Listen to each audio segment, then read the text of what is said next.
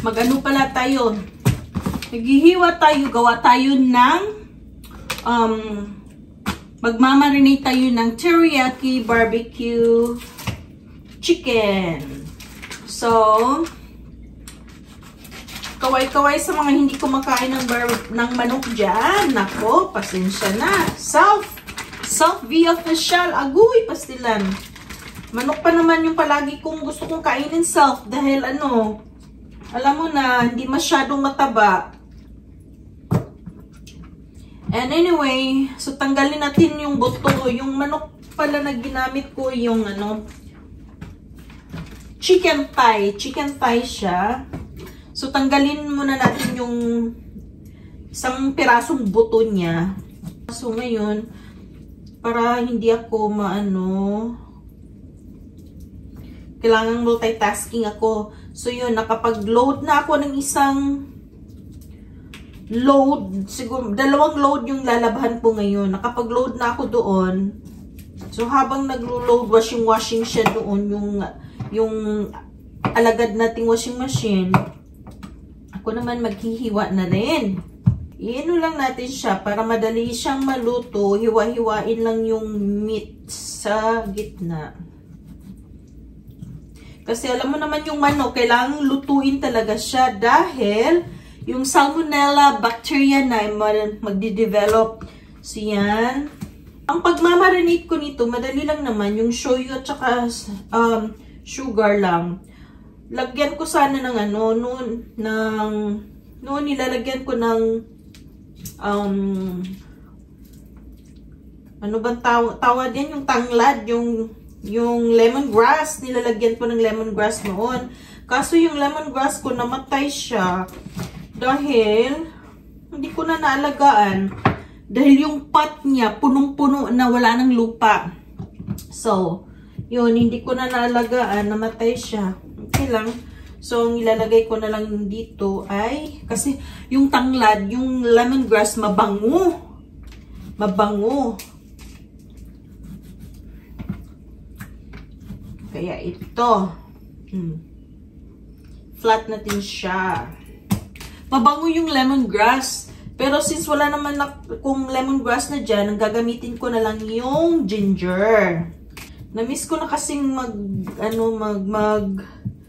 gawa ng ganito rin yung mahilig kasi ako mag-marinate ng mga ulam noon. Kaso, yun nga, reklamador yung mga kasamahan ko dito sa bahay dahil kapag magluluto ako, tataba daw sila. Di rin naman sila lang tataba. Uy, ako din naman. Kain is life talaga, di po ba? Yun nga lang, kailangan nating... Ako naman, madali lang akong mag-lose weight kung pagsabayin ko yung cut down my carbs and then exercise, yun. Lalo na kapag mag-exercise ako, mas madali talaga ako mag-lose weight. Yun nga lang, tamad. Masyado kong tamad mag-exercise. So, wala akong enough energy. So, kanina, nakapag-warm up exercise ako kanina. Binalik ko uli yung routine ko. Na after shift, maglalakad ako papunta sa bus stop para yun na yung exercise ko.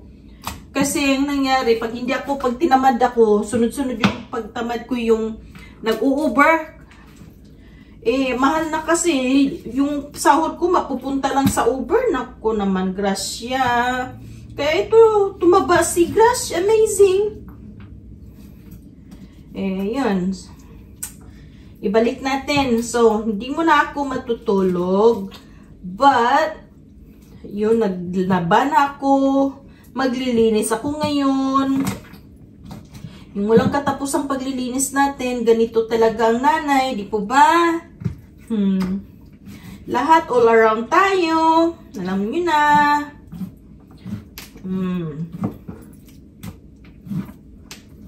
Kasi, pag di naman tayo kikilos, aabutin tayo ng buwan-buwan bago But anyway, balik ulit tayo dun sa pag-exercise. Siseryosuhin ko ulit yun dahil alam nyo kung bakit. Yung mga ano ko naman, nag-develop na naman. Yung sakit ko sa paa, sa tuhod. Ganyan kasi ako kapag tumataba ako. Dami kong... So, bawal pala talaga akong tumaba dahil otherwise, magsasuffer ako ng mga sakit-sakit sa joint. Ito, tanggalin natin tong buto. This is a thigh chicken. Ingat lang sa pagtanggal. Tanggalin natin to. So, ito, kung gusto nyo, pwede nyo i-ano rin to sa sabaw. Pampalasa sa sabaw. Pero... dahil hindi naman ako magsasabaw din ngayon. Huwag na. Pwede rin ako magsabaw o no? I-ano ko na lang yan sa sabaw mamaya. Para ano ako ng malunggay. Luto ako ng malunggay. Masarap yun, di po ba? So, itong manok, tanggalan natin yung buto. Anuhin natin siya. Hiwa-hiwain lang para mag-flat siya. So, ito yung manok na ano na natin, no? So, imamarinate natin yan. Dagdagan natin yan. Dagdagan natin ng manok. So, yung manok nito, isa is $16.93. Hindi to. Marami to. Kasi pag galing sa Costco yung manok, ano siya, bulky. So, mura lang. $16.93. Maraming laman. Tapos, swerte pa ako kasi ang laman niya yung mga maliliit. Gusto ko kasi yung mga maliliit kasi marami, oh. Minsan kasi pag mga malalaki, konti lang. Mga 3-4 lang. Pero ito, maliit siya. So, sinuswerte ako dito. Dahil, yun, maganda yung maliliit. Basta mag-ingat lang kapag ano, ha? Dahil, alam nyo na, wag, mahirap masugatan. Kapakapahin lang kung nasaan yung ano ng buto. Yung part na doon hiwain. Mag-ano ko, sabaw ako mamaya. Pero magpabili muna ako ng ginger. Kasi hindi naman ako talaga nag-stock ng mga ano ba tawag yan? Yung mga spices. Like nga ginger, garlic, onions. Hindi ako nag-ano ng ganyan dahil madaling masira. Dahil hindi ako palaging nagluluto. Swerte-swerte lang kapag ginaganahan ako sa pagluluto. Alam mo na. Pagod na naman. Ang rason, pagod. Eh, yun naman talaga. Totoo rin naman talaga yun. Hindi po ba? Ganyan, hiwa-hiwain lang natin para magganyan siya.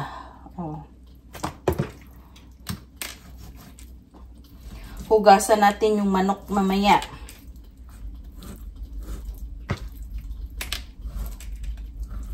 Tapos i-drain natin.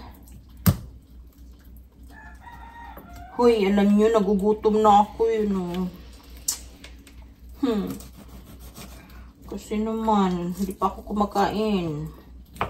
Pagdating, nag-workout ako kanina kaya, nag-exercise kaya ako.